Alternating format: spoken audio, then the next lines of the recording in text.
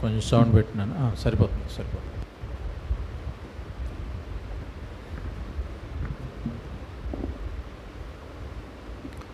పాటలు పాడుకుందాం.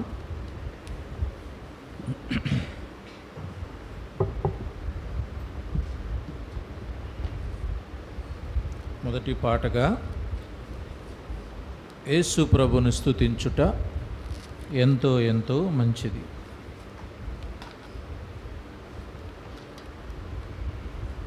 పాట సంఖ్య 218 లేదా 216.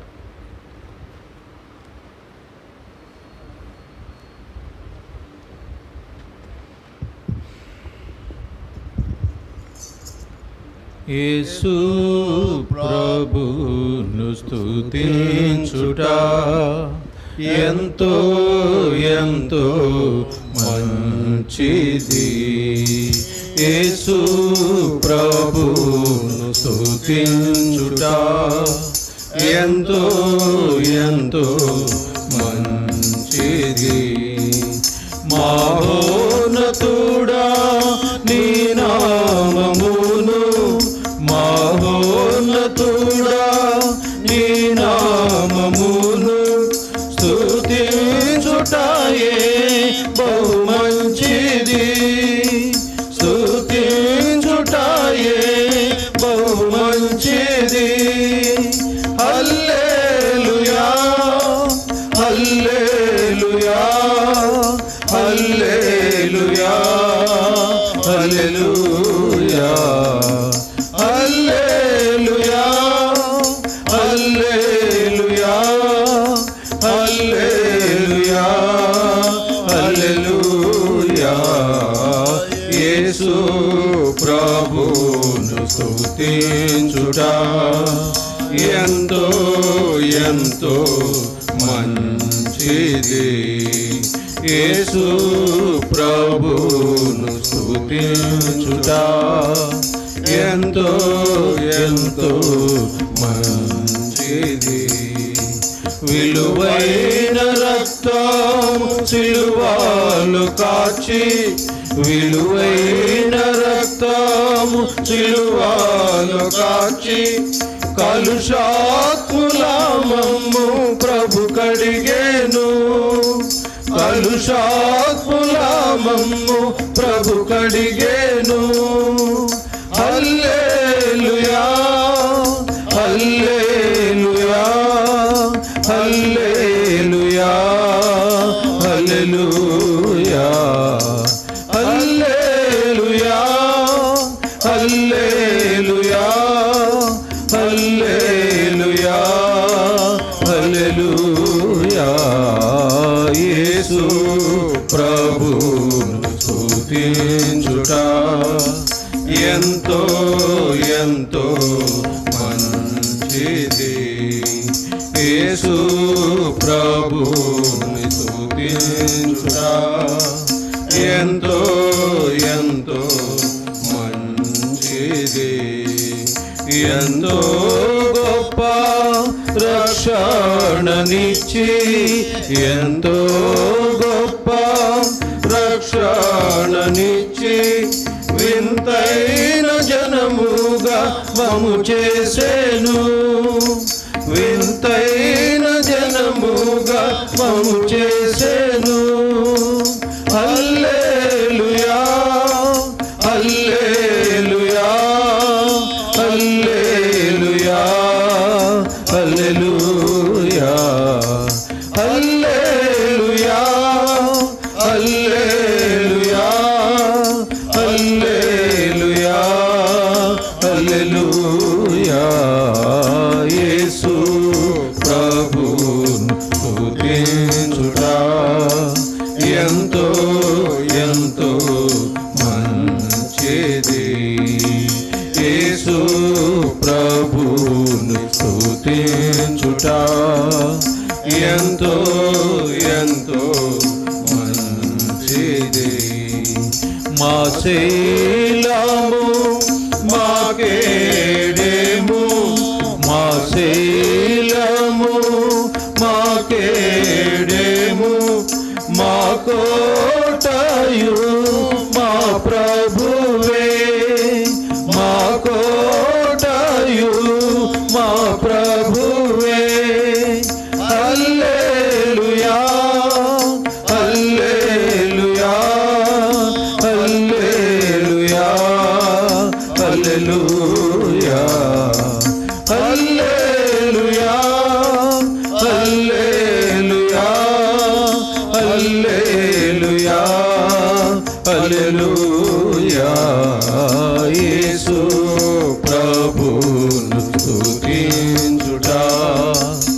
ఎంతో ఎంతో మంచిది. యేసు ప్రభువును స్తుతించుట ఎంతో ఎంతో మంచిది. ఉన్నత దుర్గము రక్షణ శృంగము, ఉన్నత దుర్గము రక్షణ శృంగము, రక్షించువాడు మన దేవుడే, రక్షించువాడు మన దేవుడే. హల్లెలూయా హల్లెలూయా హల్లెలూయా హల్లెలూయా హల్లెలూయా హల్లెలూయా హల్లెలూయా హల్లెలూయా. యేసు ప్రభువును స్తుతించుట ఎంతో ఎంతో మంచిది. యేసు ప్రభువును స్తుతించుట ఎంతో ఎంతో మంచిది. అతి సుందరుడు అందరిలోన, అతి సుందరుడు అందరిలోన, అతి కాంక్షణీయుడు అతి ప్రియుడు, అతి కాంక్షణీయుడు అతి ప్రియుడు. హల్లెలూయా హల్లెలూయా హల్లెలూయా హల్లెలూయా హల్లెలూయా హల్లెలూయా హల్లెలూయా హల్లెలూయా. యేసు ప్రభువును స్తుతించుట ఎంతో ఎంతో మంచిది. యేసు ప్రభువును స్తుతించుట ఎంతో ఎంతో మంచిది. రాత్రింబవళ్ళు వేణోళ్ళతోను, రాత్రింబవళ్ళు వేణోళ్ళతోను స్తుతించుటాయే బహు మంచిది, స్తుతించుటాయే బహు మంచిది. హల్లెలూయా హల్లెలూయా హల్లెలూయా హల్లెలూయా హల్లెలూయా హల్లెలూయా హల్లెలూయా హల్లెలూయా. యేసు ప్రభువును స్తుతించుట ఎంతో ఎంతో మంచిది. యేసు ప్రభువును స్తుతించుట ఎంతో ఎంతో మంచిది.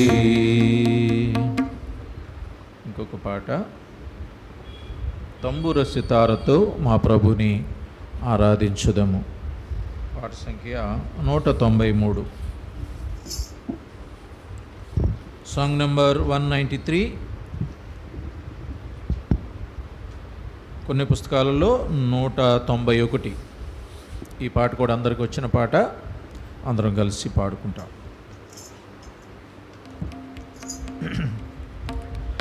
తంబుర సితారతో మా ప్రభుని ఆరాధించెదము, తంబుర సితారతో మా ప్రభుని ఆరాధించెదము. తన నివాసముగా మము సృష్టించిన, తన నివాసముగా మము సృష్టించిన నాదుని పొగడెదము స్తుతి గానము చేసేదము నాదుని పొగడెదము స్తుతి గానము చేసేదము తంబుర సితారతో మా ప్రభుని ఆరాధించెదము ఆది అదాము మరణ శాసనము మా శరీరము ఏలుచుండగా ఆది అదాము మరణ శాసనము మా శరీరము ఏలుచుండగా అమరుడవై ప్రభు భువికే తెల్చి అమరుడవై ప్రభు భువికే తెల్చి మరణపు ముల్లు విరచి మరణమున్ గెలిచిన మా ప్రభువా మరణపు ముల్లు విరచి మరణమున్ గెలిచిన మా ప్రభువా తంబుర సితారతో మా ప్రభుని ఆరాధించెదము తంబుర సితారతో మా ప్రభుని ఆరాధించెదము పాపము నుండి చీకటి నుండి ఆశ్చర్యకరమగు వెలుగులు నడిపి పాపము నుండి చీకటి నుండి ఆశ్చర్యకరమగు వెలుగులు నడిపి తన ఆలయముగా చేసిన ప్రభుకు తన ఆలయముగా చేసిన ప్రభుకు స్తుతి మహిమా ఘనత సియోనులో అర్పించెదమెప్పుడు స్తుతి మహిమా ఘనత బెతెస్దాలో అర్పించెదమెప్పుడు తంబుర సితారతో మా ప్రభుని ఆరాధించెదము తంబుర సితారతో మా ప్రభుని ఆరాధించెదము పరలోక పిలుపుతో ప్రభు మమ్ము పిలచి నరకపు శిక్ష తొలగించే మా నుండి పరలోక పిలుపుతో ప్రభు మమ్ము పిలచి నరకపు శిక్ష తొలగించే మా నుండి పరిశుద్ధులలో మము చేర్చిన ప్రభు పరిశుద్ధులతో మము చేర్చిన ప్రభు నిర్మించెను ఇలలో గృహముగా తన ఆత్మా ద్వారా నిర్మించెను ఇలలో గృహముగా తన ఆత్మా ద్వారా తంబుర సితారతో మా ప్రభుని ఆరాధించెదము తంబుర సితారతో మా ప్రభుని ఆరాధించెదము ఆత్మీయ ఇంటికి క్రీస్తు పునాది సజీవమైన రాలే ప్రజలు ఆత్మీయ ఇంటికి క్రీస్తు పునాది దైవమైన రాళ్ళే ప్రజలు ఆత్మీయ గృహముకు ప్రభువే శిల్పి ఆత్మీయ గృహముకు ప్రభువే శిల్పి ఆద్యంతరహితుడై నడుపును మోక్షపురికి వంబు ఆద్యంతరహితుడై నడుపును మోక్షపురికి వంబు తంబుర సితారతో మా ప్రభుని ఆరాధించెదము తంబుర సితారతో మా ప్రభుని ఆరాధించెదము మన్నైనాది వెనుకటి వల్లనే మరలా భూమికి తప్పక చేరును మల్లైనాది వెనుకటి వల్లనే మరలా భూమికి తప్పక చేరును మానవ సంపద కీర్తి మహిమలు మానవ సంపద కీర్తి మహిమలు గతించిపోనిలా సియోను మరువకుని ప్రభుని గతించిపోనిలా సియోను మరువకుని ప్రభుని తంబుర సితారతో మా ప్రభుని ఆరాధించెదము తంబుర సితారతో మా ప్రభుని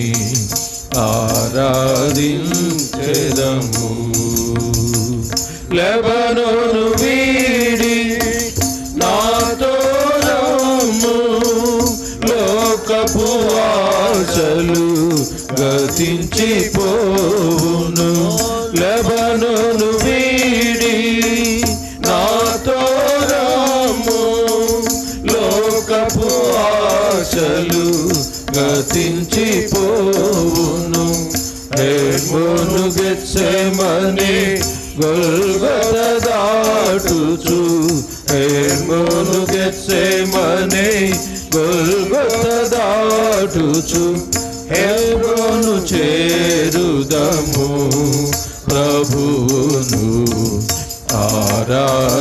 ఆరాధించెదము బెతస్త చేరుదము ప్రభువును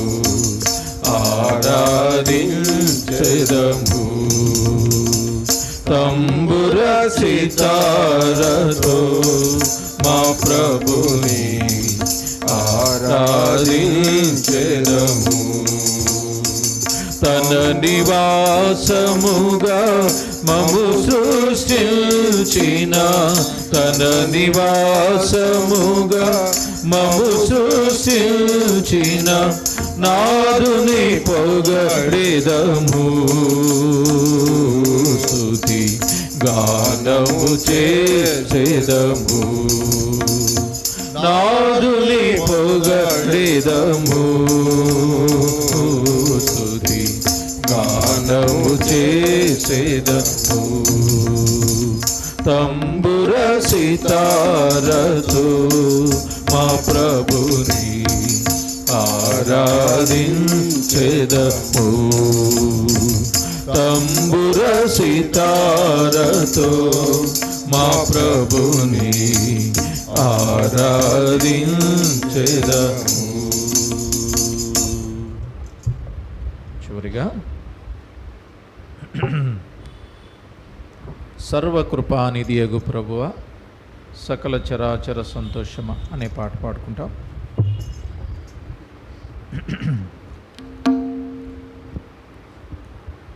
పాట సంఖ్య 133 లేదా 131, 133 or 131. పాట సంఖ్య 133 లేదా 131. అందరం కలిసి పాడుకుంటాం. సర్వకృపానిధియగు ప్రభువా, సకల చరాచర సంతోషమా, సర్వకృపానిధియగు ప్రభువా, సకల చరాచర సంతోషమా, స్తోత్రము చేసి స్తుతించెదము, సంతసముగా నిన్ను పొగడెదము. స్తోత్రము చేసి స్తుతించెదము, సంతసముగా నిన్ను పొగడెదము.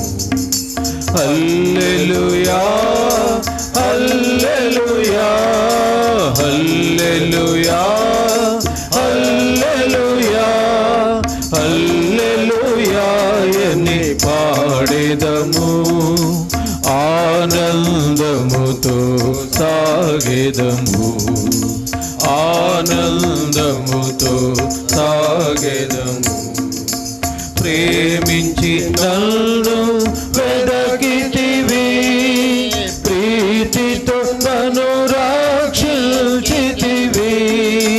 ప్రేమించి నన్ను వెదకితివి, ప్రీతితో నన్ను రక్షించితివి.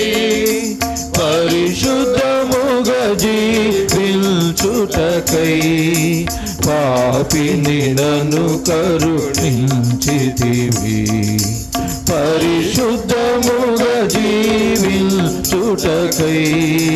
పాపిని నన్ను కరుణించితివి.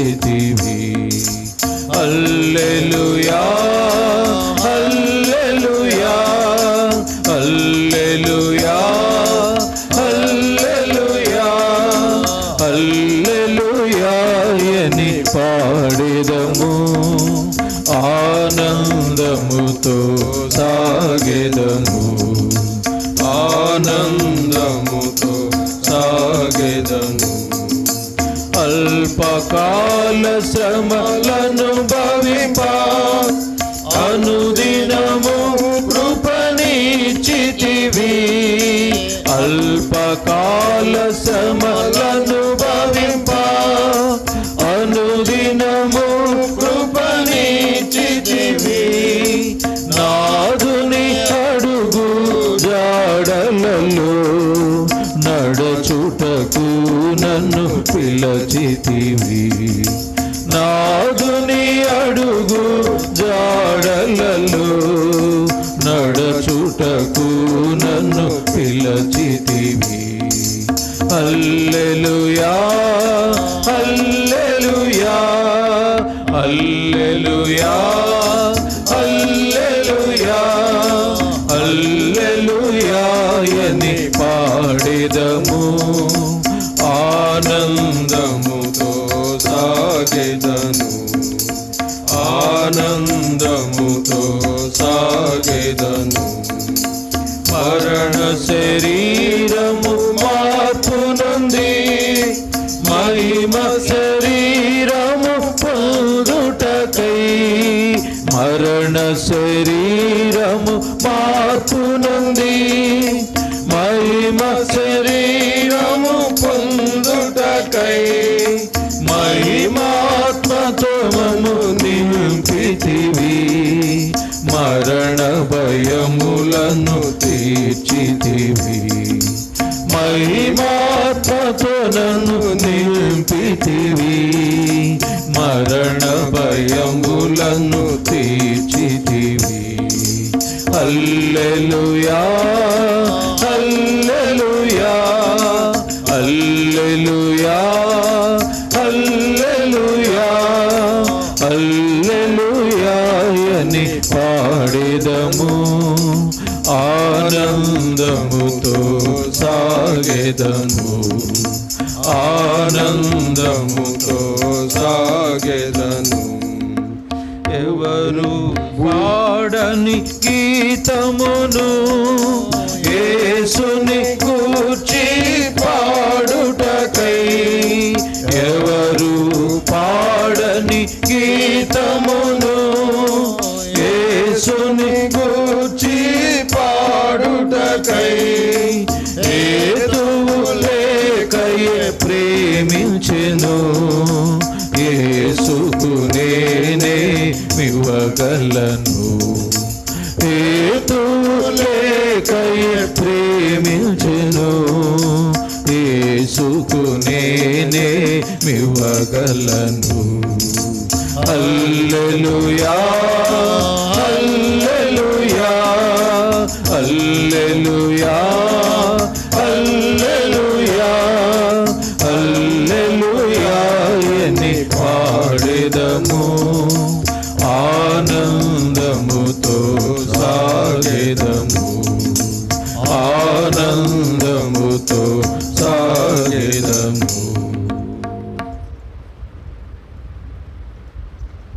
సమయంలో ప్రభు యొక్క కృపను బట్టి ఈ దిన ఆరాధనలో ప్రభు కృప చూపిస్తున్నారు.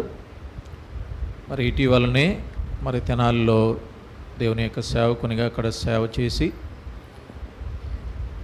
ఇటీవలే మన అందరికీ తెలుసును కదా, ఇటీవలే మన బేతెస్తా ప్రార్థన మందిరానికి సేవకునిగా వచ్చిన భాగ్యరాజు గారు ఈరోజు మన మధ్యకు రావడం చాలా సంతోషం.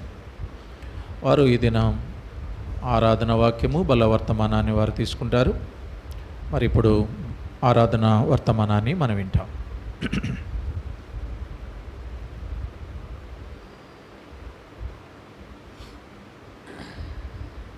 పరిశుద్ధ గ్రంథం నుండి కీర్తన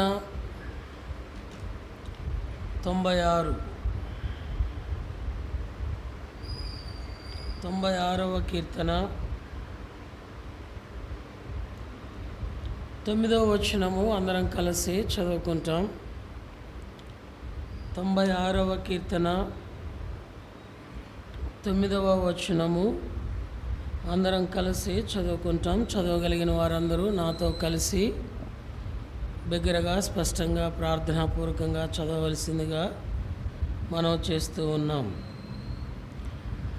పరిశుద్ధాలంకారములు ధరించుకొని యెహోవాకు నమస్కారము చేయుడి, సర్వభూజనులారా ఆయన సన్నిధిని వణుకుడి. మరోసారి చదువుకుంటాం. పరిశుద్ధాలంకారములు ధరించుకొని యెహోవాకు నమస్కారము చేయుడి, సర్వభూజనులారా ఆయన సన్నిధిని వణుకుడి. ప్రభు సహాయం కొరకు చిన్న ప్రార్థన చేసుకుంటాం. మోకరించగలిగిన వారు మోకరించండి.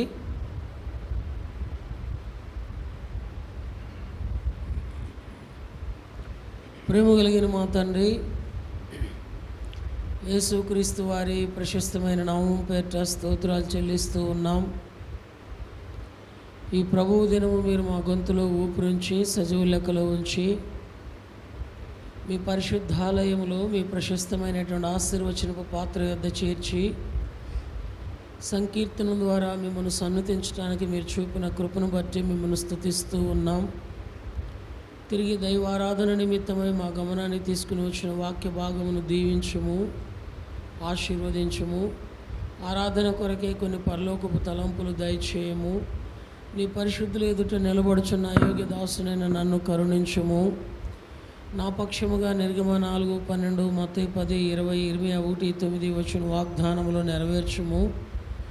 తెరువబడిన ఆకాశమును మా మధ్య ఉండి నీ భోజనపు బల్ల యొద్ద చేరి వచ్చిన నీ పరిశుద్ధులు చేయు స్తుతుల సింహాసనం మీద మీరు ఆసీనులై ఉంటూ రమ్మని వేడుకుంటూ మీ నిత్య నిబంధన రక్త ప్రోక్షణ తెచ్చుకుంటూ యేసుక్రీస్తు వారి ప్రశస్తమైన నామం పేరిట హృదయపూర్వకంగా స్తుతులర్పించి ప్రార్థించి వేడుకుంటున్నాం మా తండ్రి.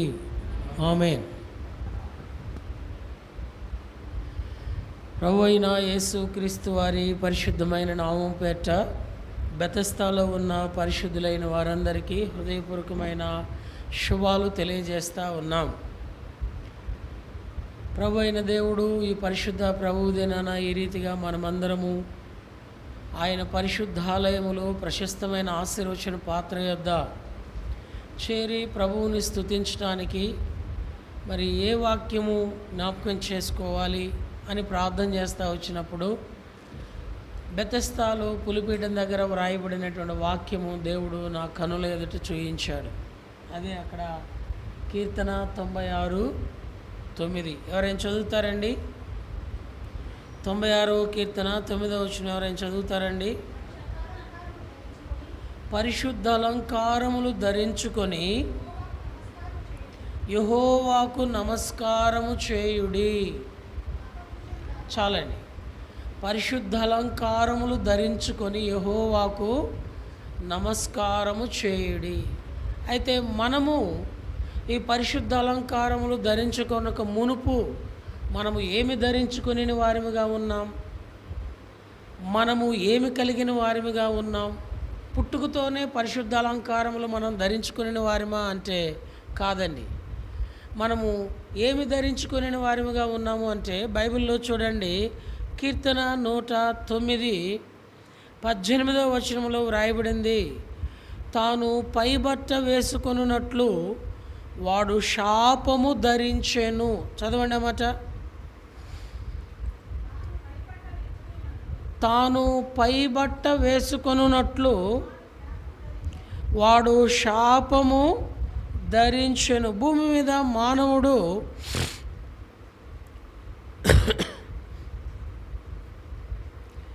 పరిశుద్ధ అలంకారములు ధరించుకొనక మునుపు ఏమై ఉన్నాడు అంటే శాపమును ధరించుకొని వాడిగా ఉన్నాడు. అసలు శాపం మనకు ఎప్పుడొచ్చింది? శాపం మనకు ఎలా వచ్చింది అని అంటే, దేవుడు తన పోలిక చొప్పున నిర్మించినటువంటి సృష్టించినటువంటి ఆది తల్లిదండ్రులైనటువంటి వారు ఆజ్ఞను అతిక్రమించినప్పుడు దేవుడు వారిని శపించలేదు. అప్పుడు దేవుడు ఎవరిని శపించాడండి? సర్పమును మరియు భూమిని శపించాడే తప్ప మానవుణ్ణి శపించడానికి దేవుడికి ఇష్టం లేదు.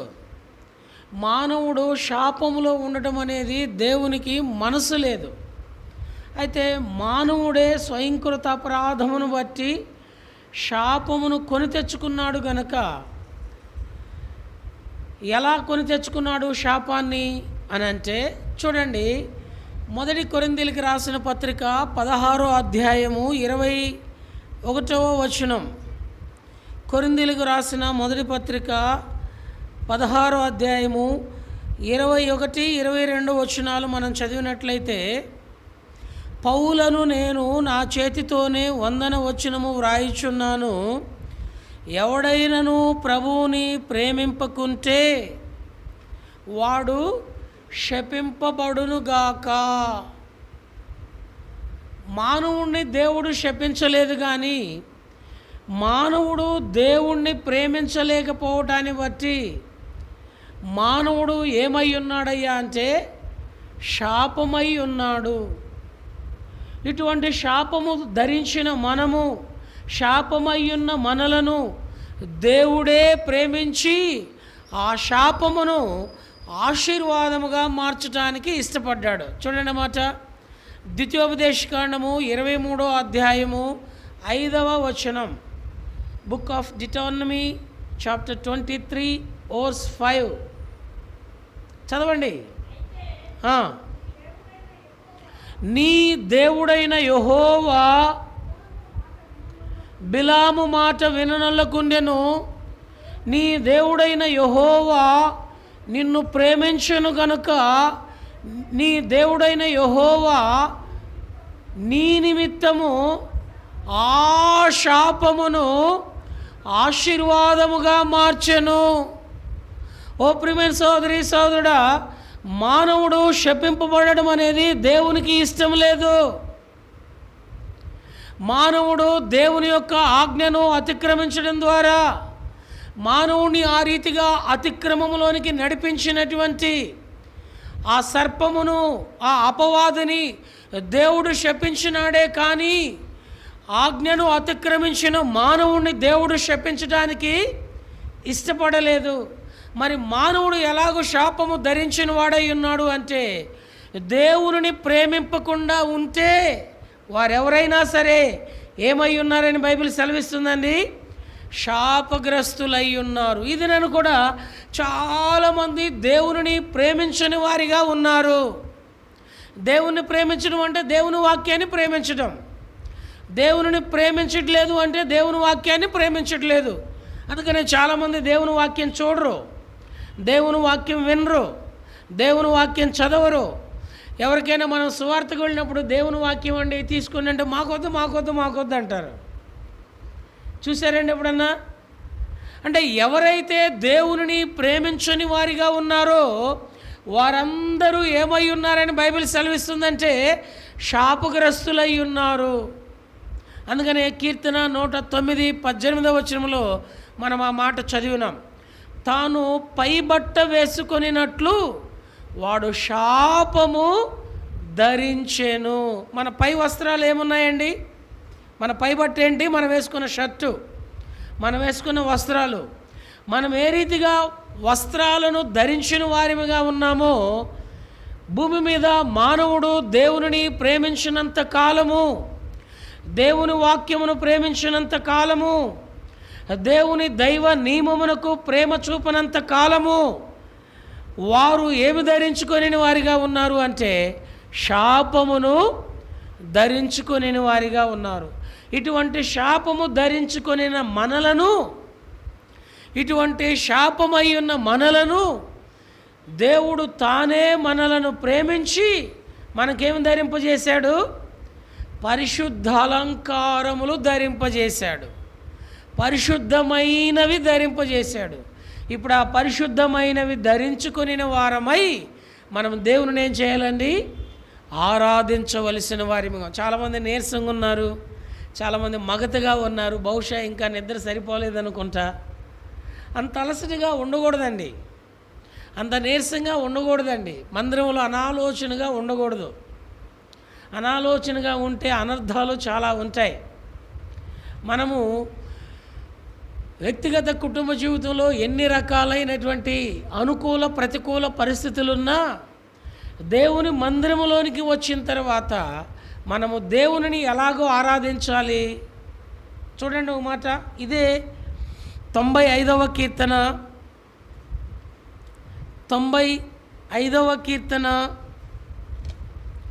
మొదటి వచనం. బిగ్గరగా చదివేవాళ్ళు చదవండి.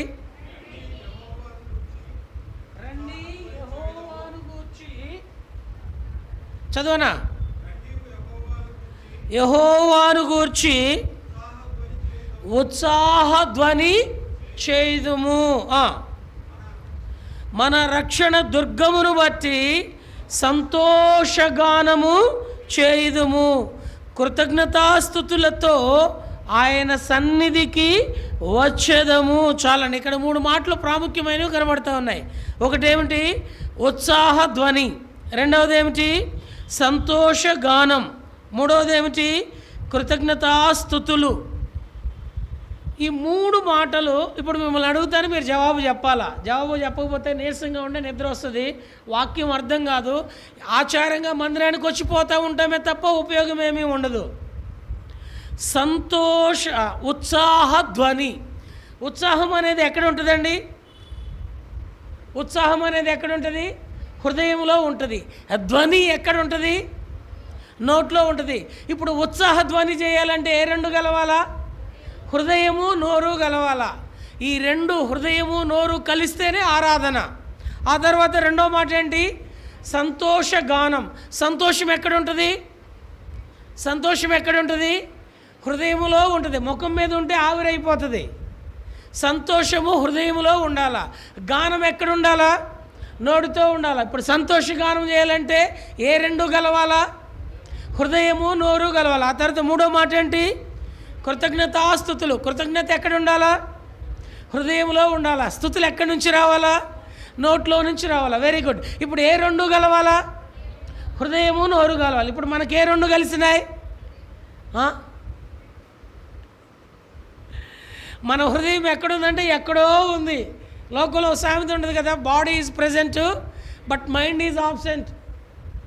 బాడీ ఇక్కడే ఉంది, శరీరం ఇక్కడే కనపడుతుంది, మనసు ఎక్కడుంది తమ్ముడా? ఎక్కడెక్కడో ఉంది కదండి, ఎక్కడెక్కడికో పోతూ ఉంది. ఎక్కడికెక్కడికో పోతే మనసు, హృదయము ఈ రెండు వేరవుతూ ఉంటే పెదవులు ఎలా ఉంటాయి అంటే, యెషయా ప్రవక్త అంటున్నాడు, ఈ ప్రజలు నోటి పెదవులతో నా యొద్దకు వచ్చుచున్నారు కానీ వారి హృదయాలోచనలు దూరముగా ఉన్నాయి. యెషయా గ్రంథం 29వ అధ్యాయము 15వ వచనము 2వ వరుసలో ఆ మాట ఉంటుంది. కనుక ప్రియమైన సోదరి సోదరుడా, దేవుని మందిరములో ఆశీర్వచన పాత్ర యొద్ద చేరి వచ్చిన తరువాత మన దేహంలో కానీ, కుటుంబంలో కానీ, ఉద్యోగంలో కానీ, వ్యాపారంలో కానీ, వ్యవసాయంలో కానీ ఎన్ని రకాలైన ప్రతికూల పరిస్థితులు ఉన్నప్పటికీ దేవుని మందిరములో దేవునిని ఆరాధించడానికి వచ్చిన దేవుని ప్రజలమైన మనము ఏ రెండు కలవాలండి? హృదయము, పెదవులు కలవాలా. ఈ రెండు కలిసి వస్తేనే ప్రభువుని స్తుతించగలుగుతాం. ఇది నా దైవారాధన కొరకై దేవుడిచ్చిన తలంపు ఏమిటయ్యా అంటే, పరిశుద్ధ అలంకారములు ధరించుకొని ప్రభువుని ఆరాధించవలసిన వారమై ఉన్నాం. అయితే పరిశుద్ధ అలంకారములు మనం ధరించుకొనక మునుపు ఏమి ధరించుకొని వారమై ఉన్నామని బైబిల్ సెలవిస్తుందంటే, శాపమును ధరించుకొనిన వారం. మరి శాపం పుట్టుకతో దేవుడు మనకిచ్చాడా అని అంటే, దేవుడు ఎప్పుడు కూడా మానవుని శపించడానికి ఇష్టపడాడు. ఎందుకంటే ఆది తల్లిదండ్రులైన ఆదాము అవ్వను కూడా దేవుడు ఏం చేయలేదండి? శపించలేదండి. ఆది తల్లిదండ్రులైన ఆదాము అవ్వను కూడా దేవుడు శపించలేదు. నాకు తెలిసి దేవుడు ఎప్పుడు కూడా ఏ మానవుణ్ణి శపించడు. అంత మాత్రమే కాకుండా ఏ మానవుడు కూడా తన పోలిక చొప్పున సృష్టించిన మానవుడిని శపిస్తుంటే దేవుడు ఆ శాపాన్ని అంగీకరించడు, ఇష్టపడడు. కాబట్టి మనలను ఎవరైనా ఏ విధంగానైనా, మిమ్మల్ని ఎవరైనా ఏ విధంగానైనా, యేసు ప్రభువుని నమ్ముకున్నందుకైనా నమ్ముకోకపోయినందుకైనా, మీ బంధువుల్లోనైనా, మీ స్నేహితుల్లోనైనా, మీ ఇరుగు పొరుగు వారైనా, మీ రక్త సంబంధికులైనా ఎవరైనా మిమ్మల్ని శపిస్తుంటే మీరేం బాధపడాల్సిన అవసరం లేదు, మీరేం చింతించాల్సిన అవసరం లేదు, మీరేం దుఃఖించాల్సిన అవసరం లేదు. ఎందుకని? ద్వితీయోపదేశకాండం 23వ అధ్యాయం 5వ వచనం ఇందాక మనం చదివినాం. నీ దేవుడైన యెహోవా నిన్ను ప్రేమించను గనుక, నీ దేవుడైన యెహోవా బిలాము మాట విననొల్లక, నీ దేవుడైన యెహోవా ఆ శాపమును ఏం చేసినాడండి? ఆశీర్వాదముగా మార్చాడు. శాపమును ధరించుకొనిన మనలను, మన శాపమంతా యేసుక్రీస్తు వారు కలువరి సిలువలో భరించిన వాడై మన కొరకే శాపగ్రస్తుడుగా కలువరి సిలువలో ప్రాణాన్ని ధారపోసి ఆ శాపమును మనకు ఆశీర్వాదముగా మార్చి మనలను పరిశుద్ధ అలంకారముల చేత నింపి లేక ధరింపజేసి ఆ పరిశుద్ధ అలంకారముల చేత ఆయనను ఆరాధించాలని పరిశుద్ధాలయములో ఆ దేవుని వాక్యము వ్రాయబడుతూ వచ్చినది. నాకు తెలిసి గతంలో మరి స్థానికంగా ఉన్న దేవుని సేవకులు కానీ, ప్రేరేపించబడిన వారు కానీ ఆ మాట చెప్పుంటారు, మీరందరూ ధ్యానించి ఉంటారు. అయినా ఎందుకో ప్రార్థన చేస్తే దేవుడు అదే తలంపిచ్చాడు. ఏం చెప్పాలి ప్రభువా బెతస్తాలో అని అన్నప్పుడు దేవుడు అదే తలంపిచ్చాడు. కనుక ఈ దినాన మనం అదే మాటను దేవుని యొక్క పరిశుద్ధాత్మ నడిపింపును బట్టి మనం కొన్ని తలంపులు జ్ఞాపకం చేసుకొని ప్రభువుని ఆరాధిస్తాం. అలాగైతే దేవుడు మనకు ఏ ఏ పరిశుద్ధ అలంకారములు ధరింపజేశాడు, సమయ హద్దుబాటులను బట్టి 5 విషయాలు జ్ఞాపకం చేసుకొని మనం ఆరాధనలో ప్రవేశిస్తాం. నంబర్ 1, ప్రభు అయిన దేవుడు మనకు ధరింపజేసినవి ఏమిటి అని అంటే, యెషయా గ్రంథము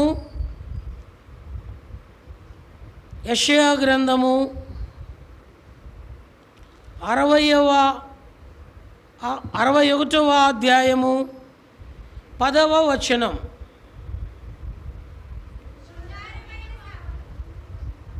గట్టిగా బిగ్గరగా యవనస్తులు స్పష్టంగా చదవాలా. శృంగారమైన పాగా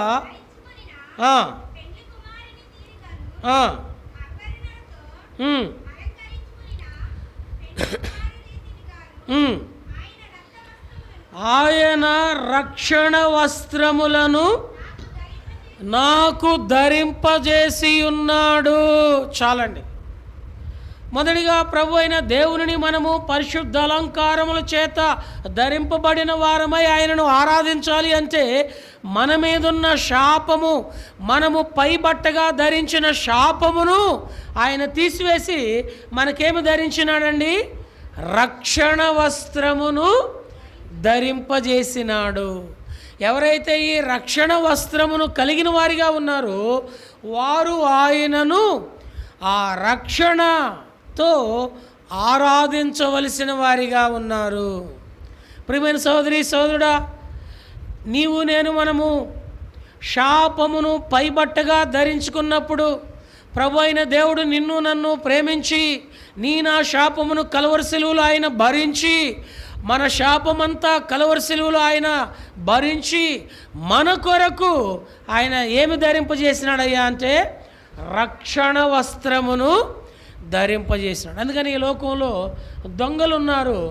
ఈ లోకంలో ఉన్న దొంగలందరూ వారికి కావలసిన వస్తువులు దోచుకొని పోతూ ఉంటుంటే, ఈ లోకంలో క్రైస్తవుల మీద దొంగతనం చేసే దొంగ దుష్టుడు అపవాది వాడేం దొంగిలిస్తాడయ్యా అంటే రక్షణ వస్త్రాన్ని దొంగిలిస్తాడు. ఉదాహరణకి లూకా సువార్త 10వ అధ్యాయంలో యెరూషలేములో నుండి యెరికోకు ఒకడు దిగి వెళుతూ ఉంటే దారిలో దొంగలు పడి వానిని కొట్టి కొన ఊపిరితో పడగొట్టి వాని దగ్గర నుంచి ఏం తీసుకుని పోయినాడండి? రక్షణ వస్త్రమును తీసుకుని పోయినాడు. చూడండి అన్నమాట, లూకా సువార్త 10వ అధ్యాయం, లూకా సువార్త 10వ అధ్యాయము ఎన్నో వచనమయ్యా అంటే 30వ వచనం.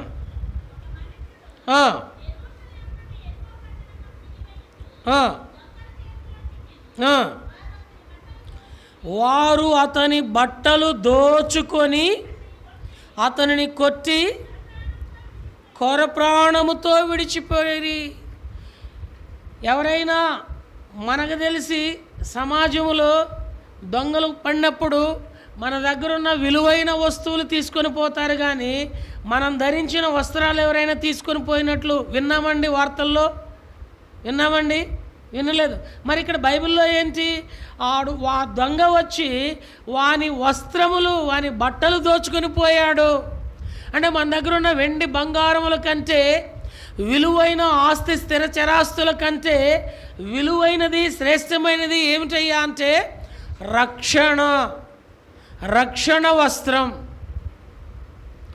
ఈ రక్షణ వస్త్రమును దేవుడు నీకు నాకు ధరింపజేసి నీవు నేను మనము దేవుని ఈ రక్షణతో పరిశుద్ధమైన రక్షణను ధరించిన వారమై ఆయనను ఆరాధించాలని మన శాప వస్త్రాన్ని తీసివేసి మనకేం ధరింపజేసినాడు? రక్షణ వస్త్రం ధరింపజేసినాడు. ఇంకా ఎవరైనా ఈ రక్షణ పొందకుండా ఉంటే వారు ఆరాధించలేరు. వారు ఏం చేస్తారయ్యా అంటే ప్రార్థన చేస్తారు. వాళ్ళు ఏం చేస్తారండి? ఈ రోజుల్లో చాలామంది రెవరెండ్లకి, బిషప్లకి, డాక్టర్లకి, ఈ లోకంలో పేరు ప్రఖ్యాతులు కలిగిన వారికి ప్రార్థన చేయటం వచ్చు కానీ ఆరాధన చేయటం రాదు. కానీ ఎవరైతే దేవుని చేత ప్రేమించబడిన వారై దేవునిని ప్రేమించేవారిగా ఉంటారో వారు వారి మీద ఉన్న శాపమును తొలగించుకొని వారై యేసుక్రీస్తు ద్వారా రక్షణ వస్త్రమును పొందుకొని ఆ రక్షణను బట్టి వారు ఏం చేస్తారండి? ఆరాధన చేస్తారు. అందుకనే చాలా స్థలాల్లో ఆరాధన చేసేటప్పుడు ఆరాధనలో ఎక్కువ మంది ఏం చేస్తారండి? ప్రార్థన చేస్తారు. ప్రార్థన వేరు, ఆరాధన వేరు. ప్రార్థన అంటే అర్థం ఏంటి? అడుక్కోవటం. పచ్చిగా చెప్పాలంటే ప్రార్థన అంటే ఏంటండి? అడుక్కోవటం. ప్రభువా నాకు అది కావాలా, నాకు ఇది కావాలా, నాకు అది కావాలా. ఆరాధన అంటే ఏమిటి? ఇవ్వటం. దేవా నీవు నాకు చేసిన మేలు కొరకే ఏమిచ్చి నీ రుణాన్ని తీర్చగలను. ఇవ్వటం. ఇట్టి దైవారాధన వాక్యానుసారముగా హృదయము పెదవులు కలిసిన వారమై ఆత్మదేవుడైనటువంటి ప్రభు అయిన మన రక్షకుణ్ణి ఆత్మతోనూ సత్యముతోనూ ఆరాధించడానికి శాపమనే పైబట్టగా ధరించుకుని మనలను మన కొరకే కలువరి శిలువలో శాపగ్రస్తుడిగా చేయబడి మనకు ఏ వస్త్రం ధరింపజేసినాడు? రక్షణ వస్త్రం ధరింపజేస్తూ వచ్చినాడు. అందుకొరకే మొదటిగా ఆయనను ఆరాధించ బద్ధులం. ఇంకా ఎవరైనా ఈ రక్షణలోనికి రాకుండా ఉన్నారు అంటే వారు పైబట్టగా ఏమి ధరించుకొని వారై ఉన్నారని అర్థం అండి, శాపం. అందుకని భూమి మీద చాలామంది ఏమని బాధపడతా ఉంటారంటే, ఏంటోనన్నా నేను ఏ మంచి చేస్తూ ఉన్నా నాకు చెడే ఎదురొస్తూ ఉంది, నేను పట్టిందల్లా ఏమవుతుందండి, శాపమైపోతూ ఉంది అని బాధపడతా ఉంటారు. కారణం ఏంటయ్యా అంటే వారు ప్రభువుని ప్రేమింపవలసిన విధానంలో ప్రేమించలేక, ప్రభువు ప్రేమను పొందలేక వారింకా శాపములోనే ఉంటున్నారు. అయితే అటువంటి శాపగ్రస్తమైన మనలను తన కుమారుడైన యేసుక్రీస్తు వారి ద్వారా మన శాపమంతా కలవరి శిలువలో ఆయన భరించి, మన శాపమును ఆయన భరించి ఆయనలో ఉన్న రక్షణను మనకు ధరింపజేస్తూ వచ్చినందుకే మొదటిగా ఆయనను మనము ఆరాధించబద్ధులం. మనకు ఆయన ఏం ధరింపజేసినాడయ్యా అంటే రక్షణ వస్త్రం. రెండోది చూస్తామండి, అదే యెషయా గ్రంథము 61వ అధ్యాయము 10వ వచనము, దాని క్రింది వరుస, ఆయన రక్షణ వస్త్రములను నాకు ధరింపజేసి ఉన్నాడు, నీతి అను పై బట్టను నాకు ధరింపజేసి ఉన్నాడు. చాలండి. ఒకప్పుడు మనము ఏ పై బట్ట ధరించున్నాము? ఒకప్పుడు కీర్తన 109:18వ వచనంలో శాపమును పైబట్టగా ధరించిన వారిగా ఉన్నాం. అటువంటి శాపమును పైబట్టగా ధరించిన మనకు ఆయన రక్షణ వస్త్రము ధరింపజేసి ఇప్పుడు మనకు నీతి అనే పైబట్టను మనకు అనుగ్రహించినాడు.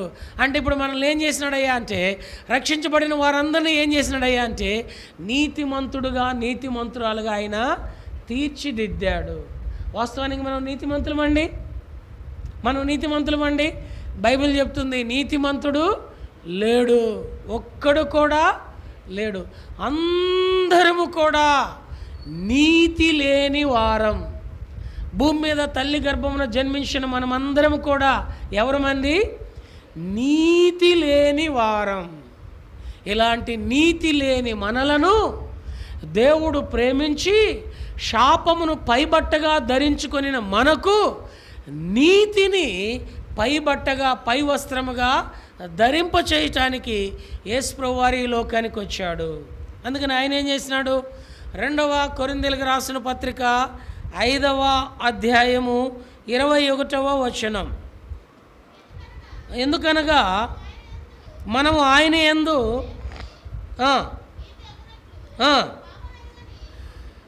గబగబా చదవాలమ్మాయి, ముక్కలు ముక్కలుగా చదివితే ఎట్లాగూ?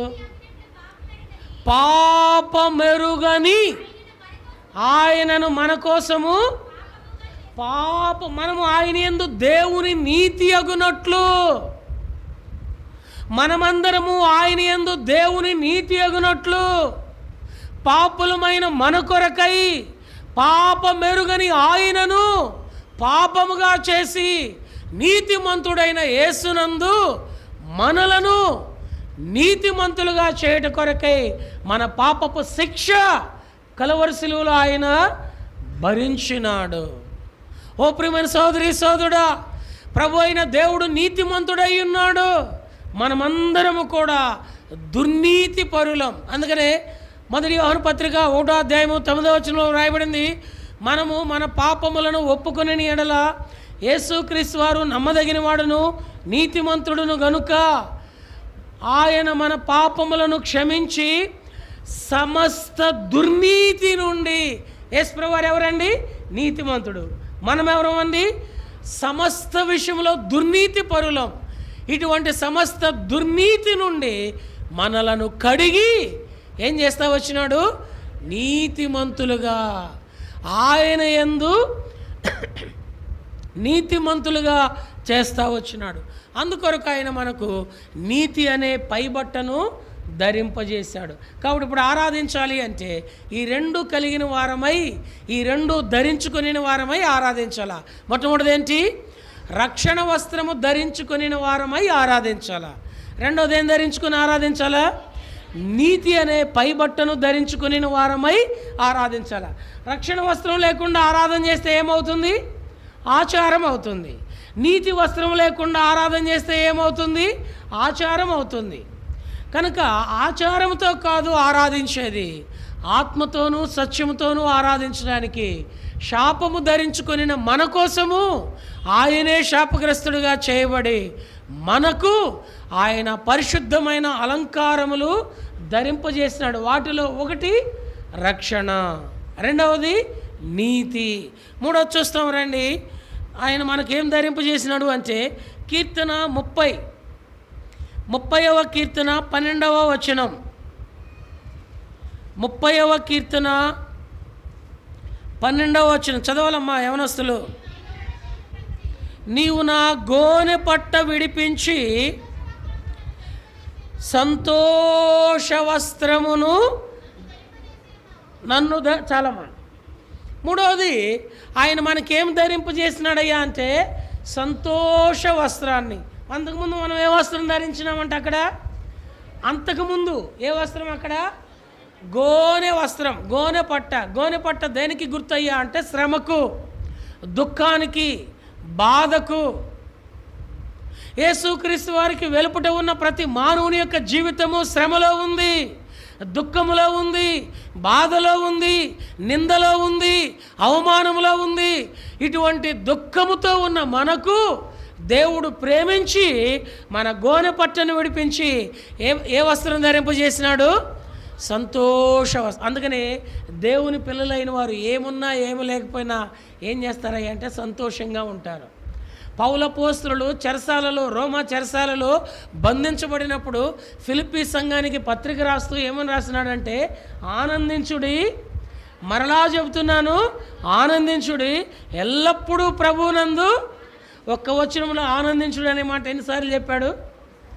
మళ్ళా చదువు ఆ వచనం. ఆనందించుడి, మరలా చెబుతున్నాను ఆనందించుడి, ఎల్లప్పుడూ ఆనందించుడి, ఎల్లప్పుడూ ప్రభువునందు ఆనందించుడి. శ్రమలో ఉన్నటువంటి వారికైనా సరే యేసుక్రీస్తులో ఉంటే సంతోషం కలుగుతుంది. ఎందుకనగా దేవుడు వారి యొక్క దుఃఖాన్ని, గోనెపట్టను విడిపించి ఏ వస్త్రం ఇస్తున్నాడు? సంతోష వస్త్రం. దగ్గరగా దూరముగా ఉన్న ఓ ప్రియమైన సహోదరి సహోదరుడా, ప్రభు అయిన దేవుని పరిశుద్ధ అలంకారములు ధరించుకుని వారమై ఆయనను ఆరాధించడానికి ఆయన మనకు ఏమి ధరింపజేసినాడయ్యా అంటే సంతోష వస్త్రాన్ని. ఉదాహరణకు చూడండి, యోబు జీవితం 1వ అధ్యాయంలో ఆరంభం ఎలాగుందయ్యా అంటే ఆశీర్వాదకరంగా ఉంది. 20వ వచనంకి వచ్చేసరికి యోబు జీవితం ఎలా ఉందండి? సమస్తము కోల్పోయినట్టుంది.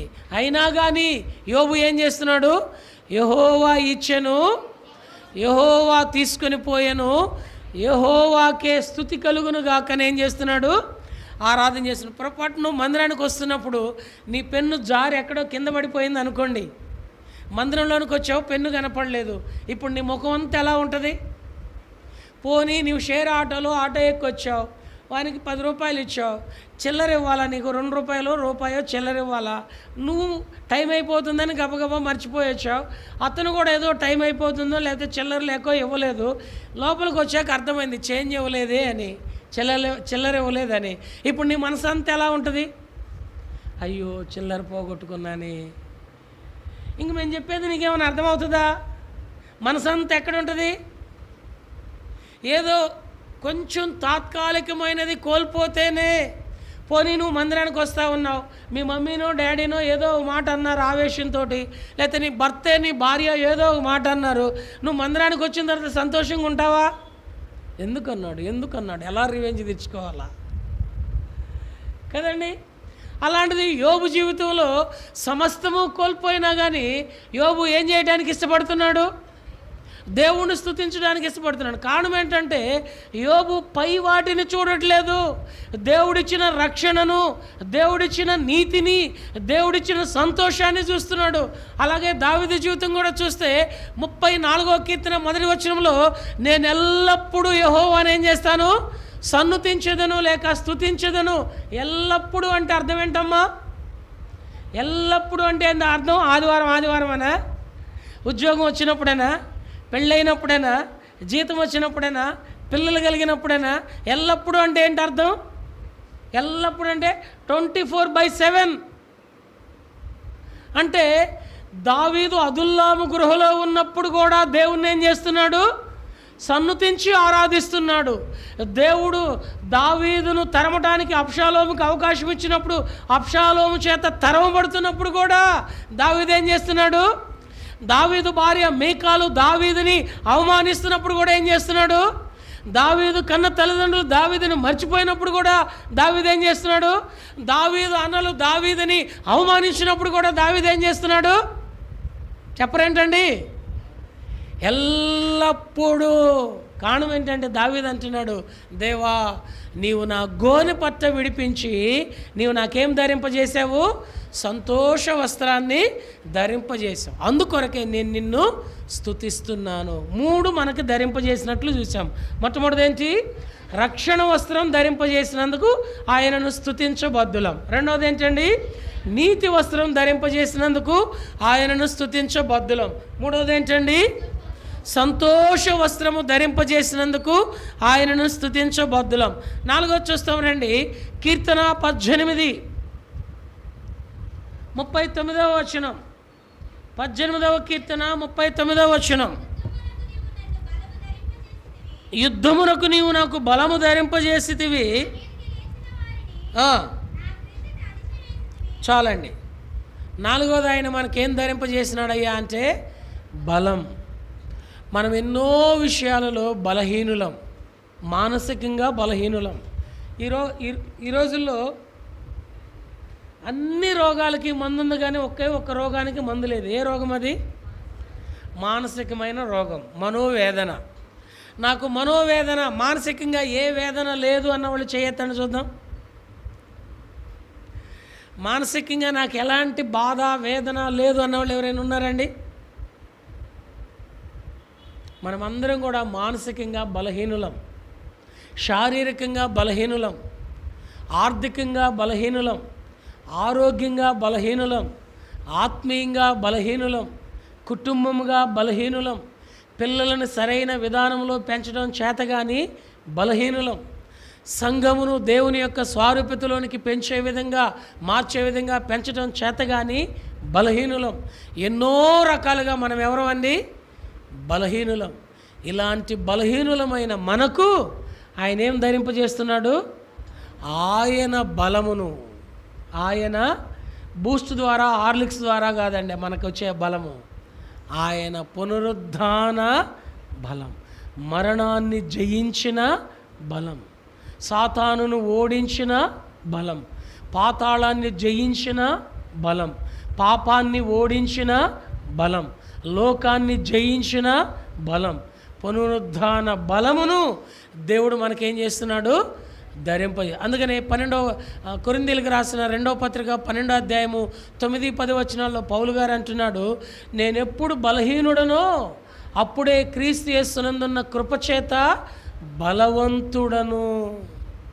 దావీదు కూడా ఎంత బలమైన వాడు అంటే సౌలుతో చెప్తాడు, రాజా అడవిలో సింహపు నోట్లో మేకపిల్ల చిక్కుకున్నప్పుడు, సింహము మేకపిల్లను నోట కరిపించుకొని వెళుతున్నప్పుడు ఆయుధము లేకుండానే సింహపు నోట్లో నుంచి మేకపిల్లను రక్షించడానికి దేవుడు నాకు సహాయం చేశాడు. సున్నతి లేని ఫిలిస్తీయుడు ఎంతటి వాడు అని ఏలాలోయలో గొల్లియాతు గురించి సౌలుకి దావీదు చెప్తా ఉంటాడు. అంటే దావీదుకున్న బలం ఎంత బలం అండి? సింహపు నోట్లో ఉన్న మేకపిల్లను రక్షించాడు, విడిపించాడు. మన బలం ఎంతదో ఒకసారి గుర్తు చేసుకుంటే, మీ ఇంట్లో సమీపంలో, మీ వీధిలో కానీ మీ ఇంట్లో కానీ కుక్క ఉందనుకోండి. ఓ కుక్కకి సండే, మీకు మంచి సండే బిర్యానీ ఉంటుంది కదా, అందులో బిర్యానీ పీస్, ఓ దమ్ బిర్యానీ పీస్ తీసి అలా వేసి ఆ కుక్క నోట్లో ఆ మొక్కను బయటికి తీయండి చూద్దాం. కుక్క నోట్లో ఓ మొక్కను బయటికి తీయండి, తీస్తామా? తీసిన వాళ్ళు ఎవరైనా ఉన్నారన్నా? తీయటానికి వీలవుతుందా తమ్ముడా? తీయటానికి ప్రయత్నం చేస్తే మనమేమవుతాం? డాష్ అవుతాం కదండి. కుక్క నోట్లో మొక్క తీయటం చేత కానీ బలహీనులం మనం. సరే, ఇంకా చూస్తే పాలు తాగే పసిబాలుడు ఉంటాడు కదా, పాలు తాగే పిల్లవాడు ఉంటాడు కదా, ఆ పిల్లవాడు ఆయా సమయాల్లో కుంకుడు గింజ నోట్లో వేసుకుంటాడు ఆడుకుంటూ. కుంకుడు గింజ నోట్లోది బయటికి తీయాలి అంటే ఆ తల్లి కానీ లేకపోతే ఆ బిడ్డను సాకే వాళ్ళు ఎవరైనా తీయటానికి చూసినప్పుడు కుంకుడు గింజ తీసిన తర్వాత చేయి పెట్టిన నోరు ఏమంటారు? అబ్బా అంటారా అనరా? వాడికి ఇంకా పళ్ళు కూడా రాలేదు, పాలు తాగే పిల్లోడికి. అయి మరి ఎందుకు నువ్వు చెయ్యి అబ్బా అని అన్నావు? ఆ చిగుళ్ళతో వాడు ఏం చేశాడు? నీ వేలుని కొరికాడు. పసిపిల్లవాడు పాలు తాగే వయసులో వాడి నోట్లో నుంచి ఏదైనా ఒకటి బయటికి తీయాలి అంటే మన చేతి వేలు ఆ చిగుళ్ళతో కొరికి మనల్ని బాధపెడితే బాధపడేంత బలహీనులం మనం. కానీ దావీదు ఎంతటి బలవంతుడయ్యా అంటే చేతిలో ఆయుధము లేకుండా సింహపు నోట్లో ఉన్న మేక పిల్లను రక్షించగలిగి సింహాన్ని చంపగలిగినంత బలవంతుడు. ఎక్కడిది దావీదుకి బలం అంటే? దావీదు అంటున్నాడు, నీవే నాకు బలమును ధరింపజేసి ఉన్నావు. మనల్ని కూడా మానసికంగా బలహీనతకు గురయ్యున్న మనలను, శారీరకంగా బలహీనతకు గురయ్యున్న మనలను, ఎన్నో రకాలుగా బలహీనతకు గురయ్యున్న మనలను, ఇంకా మనకున్న బలహీనతలు చెప్పాలంటే ఆదివారం మందిరంలోనికి రాగానే మనకున్న గొప్ప బలహీనతల్లో ఒక రకమైన బలహీనత ఏంటంటే నిద్రపోవటం. ఇంటి దగ్గర ఎవరైనా అనుకొని వచ్చారా నేను మందిరంలో నిద్రపోవాలని? ఎవరన్నా అనుకొని వచ్చారా? నాకు తెలిసి ఎవరు అనుకొని రారు. కానీ ఎందుకనో మనం మందిరంలోనికి రాగానే ఎలాంటి బలహీనలం అవుతామయ్యా అంటే నిద్రపోయే బలహీనలం కదండి. ఇంకా కొంతమంది ఎలాంటి బలహీనత ఉంటారయ్యా అంటే బైబిల్ చదువుదామని దినభాగం చదువుదామని బైబిల్ ముందు పెట్టుకుంటారు. ముందు పెట్టుకోగానే ఏమొస్తుంది? ఎక్కడలే నిద్ర వస్తుంది. అలాంటి బలహీనులం మనం. ఇలాంటి బలహీనులమైన మనలను దేవుడు ఏం చేసినాడండి?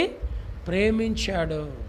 ప్రేమించి మన బలహీనతలన్నిటినీ ఆయన కలువరి శిలువలో భరించి ఆయన పునరుద్ధాన బలమును మనకు ధరింపజేశాడు. దేవా, ఎన్నో రకాలుగా బలహీనురాలనైన నన్ను ప్రేమించి నా శాపమును నీవు కలువరి శిలువలో భరించి నీ పునరుద్ధాన బలమును, మరణాన్ని జయించిన బలమును నాకు ధరింపజేస్తూ ఉన్నందుకే ఏమిచ్చి నీ రుణాన్ని తీర్చగలను.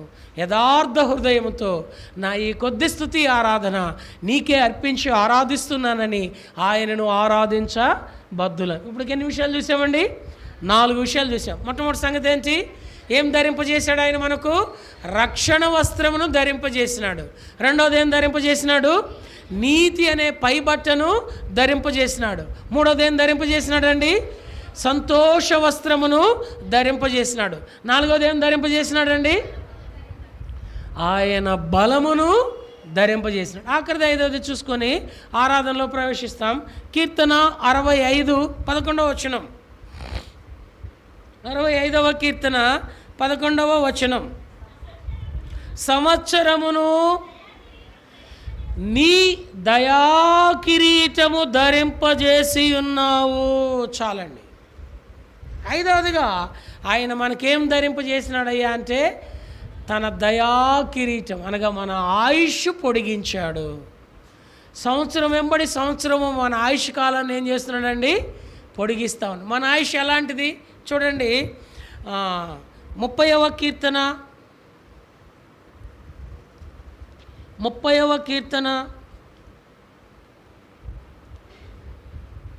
5వ వచనము. ఆయన కోపము నిమిషమాత్రముండును, ఆయన దయ అంటే సంవత్సరమును దయాకిరీటముగా అంటే మన ఆయుష్కాలం అంతా దేవుడు దయాకిరీటాన్ని ఏం చేస్తున్నాడండి? ధరింపజేస్తా ఉన్నాడు. ఈ 2024వ సంవత్సరంలోనే మనతో పాటు జనవరి నెలలో వాగ్దానం తీసుకొని wish you happy new year అని చెప్పిన వారు ఈరోజు ఉన్నారా అంటే చాలామంది లేరు. ఈ 2024వ సంవత్సరంలోనే మనతో పాటు ఈ సెప్టెంబర్ మాసంలోనే ప్రవేశంలోనికి వచ్చిన వారు ఉన్నారయ్యా అంటే మొన్న వచ్చిన ఫ్లడ్స్లో చాలామంది లేరు. అయితే దేవుడు నీ ఎడల నా ఎడల తన దయను మన ఆయుష్కాలము పొడిగించి దయాకిరీటమును మనకు ధరింపజేసి ఉన్నాడు. దేవా, నా ఆయుష్కాలము ఈ దినాన నీవు పొడిగించి నీ దయాకిరీటమును నాకు ధరింపజేస్తూ ఉన్నందుకే ఏమిచ్చి నీ రుణాన్ని తీర్చగలను. ఈ 5 రకాలైన పరిశుద్ధమైన అలంకారాలు మనకు ఆయన ధరింపజేశాడు. మొదటిది రక్షణ, రెండవది నీతి, మూడవది సంతోషము, నాలుగవది బలము, ఐదవది దయా కిరీటము. ఈ 5 రకాలైన పరిశుద్ధమైనవి దేవునివి. దేవుని దగ్గరే రక్షణ, ఏ మానవుడి దగ్గర రక్షణ లేడు. దేవుని మాత్రమే నీతి, ఎవరి దగ్గర నీతి లేదు. దేవుని దగ్గర మాత్రమే శాశ్వతమైన సంతోషం. అందుకనే భక్సింగ్ గారు ప్రపంచానికి ఆ సాక్ష్యం పుస్తకం ఇచ్చారు. ఏంటది? చెప్పనాశక్యమును మహిమాయుక్తమైన సంతోషం. మన దుఃఖమును తీసివేసి ఆయన సంతోష వస్త్రాన్ని ధరింపజేశాడు. నాలుగోది ఏంటండి? ఎన్నో విధాలుగా మనం బలహీనులం. ఇలాంటి బలహీనులమైన మనలను తన కృపచేత మనలను బలపరిచి ఆయన పునరుద్ధాన బలాన్ని ఆత్మీయంగా, ఆర్థికంగా, ఆరోగ్యంగా, మానసికంగా, శారీరకంగా దేవుడు తన బలాన్ని మనకు అనుగ్రహిస్తున్నందుకు ఏమిచ్చి ఆయన రుణాన్ని తీర్చగలం. ఆఖరిది 5వది సంవత్సరమును దయా కిరీటముగా. దేవా, ఈ దినము చూడలేక నాకంటే మంచివారు, యోగ్యులు, ఉన్నతమైన వారు ఈ దినాన కనుమరుగైపోయారు. ఏ మంచితనం లేని నా ఎడల, నీ కోపానికి గురి కావలసిన నా ఎడల నీ దయను నా ఆయుష్కాలం అంతా కనపరిచి సంవత్సరంను దయా కిరీటముగా నాకు ధరింపజేసినందుకై ఏమిచ్చి నీ రుణాన్ని తీర్చగలనని. ఈ 5 ధరించగలిగినటువంటి వారు దేవునిని ఆరాధించవలసిన వారిగా ఉన్నారు. ఇంకా ఎవరైనా రక్షణకు వెలుపట ఉంటే, ఇంకా ఎవరైనా నీతికి వెలుపట ఉంటే, ఇంకా ఎవరైనా సంతోషం అనేది వారి జీవితంలో లేకుండా ఉంటే, ఇంకా ఎవరైనా బలహీనులుగా ఉంటే, ఇంకా ఎవరైనా దేవుని కోపానికి గురవుతూ ఉంటే, ఇదిగో ప్రియమైన సహోదరి సహోదరుడా, ఈ దేవుడు నిన్ను ప్రేమిస్తున్నాడు. ఈ దేవుడు తన ప్రేమను నీ ఎడల కనపరుస్తూ ఉన్నాడు. అందుకనే ఈ దినాన నీ గొంతులో ఊపిరుంచి తన ప్రేమ వార్తను నీకు అందిస్తూ ఉన్నాడు. ఈ దేవుడు నిన్ను ప్రేమించును కనుక ఆ శాపమును ఆశీర్వాదముగా మార్చి శాపమును పైబట్టగా ధరించుకొనిన మనకు ఆయన పరిశుద్ధాలంకారములైనటువంటి రక్షణను, నీతిని, సంతోషమును, బలమును, దయా కిరీటమును ధరింపజేసినందుకు మనము కూడా కీర్తనాకారుని వలె ఆయనను ఆరాధించ బద్ధులం. బెతస్తా వాసులు ఇత్య అనుభవంతో ఉండాలి అని మీకు ఆ వాక్యం అక్కడ వ్రాయబడుతూ వచ్చింది. దేవుని ప్రజలమైన మనమందరం కూడా ఇవి ధరించుకునే వారమై ఆయనను ఆరాధించాలని ఆ వాక్యము ఈ పరిశుద్ధ గ్రంథమందు దేవుడు మన కొరకు వ్రాయించి ఉంచినాడు. కాబట్టి పరిశుద్ధాలంకారములు ధరించుకునే వారమై ఆయనను ఆరాధించ బద్ధులం. ఈ సమయంలో అందరం లేచి నిలబడి ఓ పాట పాడుకుంటాము. పాటలు పాడే బ్రదర్స్ రండి, అన్నగారిని నడిపిస్తారు. మనం లేచి నిలబడదాం. లేచి నిలబడి ఒక పాట పాడుకుంటాం. పాట సంఖ్య 84. పాట సంఖ్య 84. కొన్ని పాటల పుస్తకాల్లో 82. స్తోత్రింతుము నిన్ను మాదు తండ్రి. వాక్యానుసారమైన పాట. చక్కగా ఈ పాట మొదటి వచనము, మూడవ వచనము, ఆఖరి వచనం పాడుకుంటాం. మొదటి వచనము, మూడవ వచనము, ఆఖరి వచనం పాడుకుంటాం. ఆఖరి వచనం పాడేటప్పుడు సండే స్కూల్ పిల్లలు సండే స్కూల్కి వెళ్తారు. స్తోత్రింతుము నిన్ను మాదు తండ్రి, స్తుత్యముతో ఆత్మతో నెప్పుడు.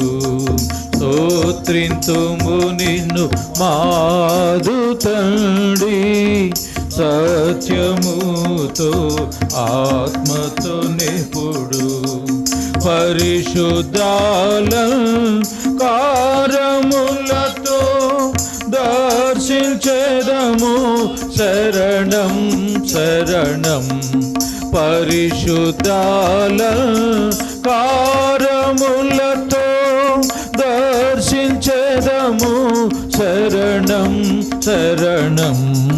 స్తోత్రింతుము నిన్ను మాదు తండ్రి, సత్యముతో ఆత్మతో నెప్పుడు. శ్రేష్ఠ ఈవుల యూట నీవే ఇచ్చినందున శ్రేష్ఠ ఈవుల యూట నీవే శ్రేష్ఠ కుమారుని ఇచ్చినందున త్రిత్వమయ్యే కాత్వమైన యోగనాదా శరణం శరణం త్రిత్వమయ్యే కాత్వమైన త్రియోగనాదా శరణం శరణం స్తోత్రింతుము నిన్ను మాదు తండ్రి సత్యముతో ఆత్మతో నెప్పుడు స్తోత్రింతుము నిన్ను మాదు తండ్రి సత్యముతో ఆత్మతో నెప్పుడు ధవళవర్ణుడ రాతవర్ణుడ సత్యరూపి అన్నబడువాడా ధవళవర్ణుడ రాతవర్ణుడ సత్యరూపి అన్నబడువాడా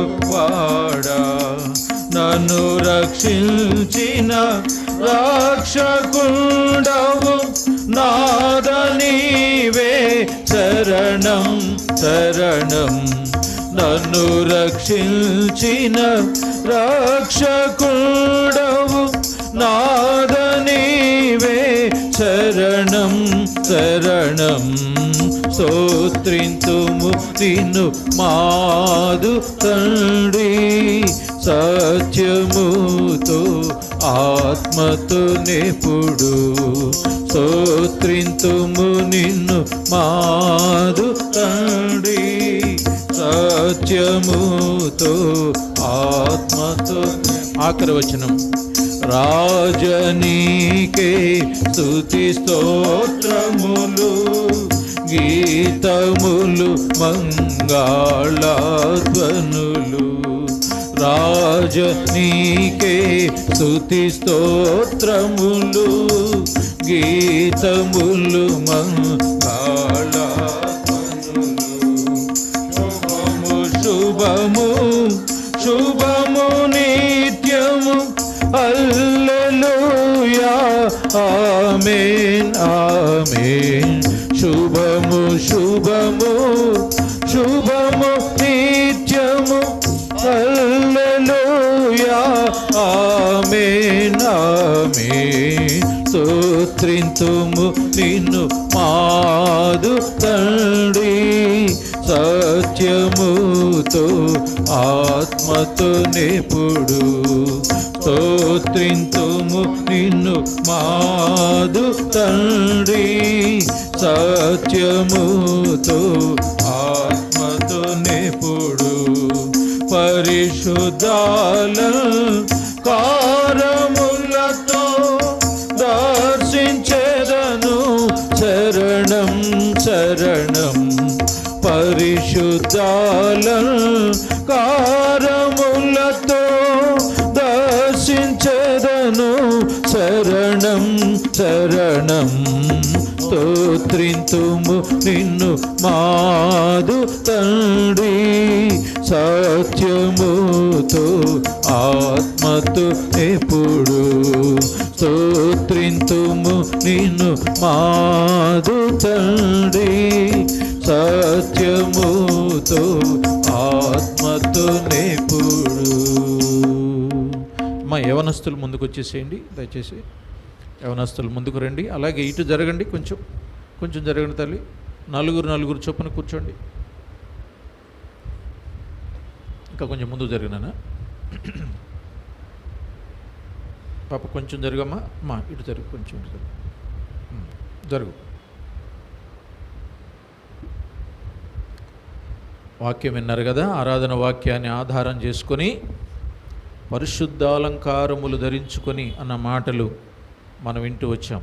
ఒకప్పుడైతే మనము శాపాన్ని ధరించుకున్నాము, ఇప్పుడైతే ప్రభు అయినటువంటి దేవుడు పరిశుద్ధ అలంకారాలు ఇచ్చాడు. అలంకారాలు ఏమిటో దేవుని దాసుని ద్వారా మనం సవివరంగా విన్నాం కాబట్టి ఆ వాక్యాన్ని ఆధారం చేసుకొని మనం ఆరాధన చేద్దాం. మొదటిగా సండే స్కూల్ టీచర్స్ ఆరాధన చేస్తారు. తర్వాత బల్ల వెనక్కున్నటువంటి వారికి సమయం, మీ అందరికీ సమయం వస్తుంది, మీరు అప్పుడే మీరు మొదలు పెట్టొద్దు. ఆ వెనక్కున్నారు, బల్ల వెనక్కున్న వారు బ్రదర్స్ అండ్ సిస్టర్స్ ఉన్నారు కదా, ఒక బ్రదర్ ఒక సిస్టర్ చొప్పున ఆరాధన చేస్తారు. మొదటిగా సండే స్కూల్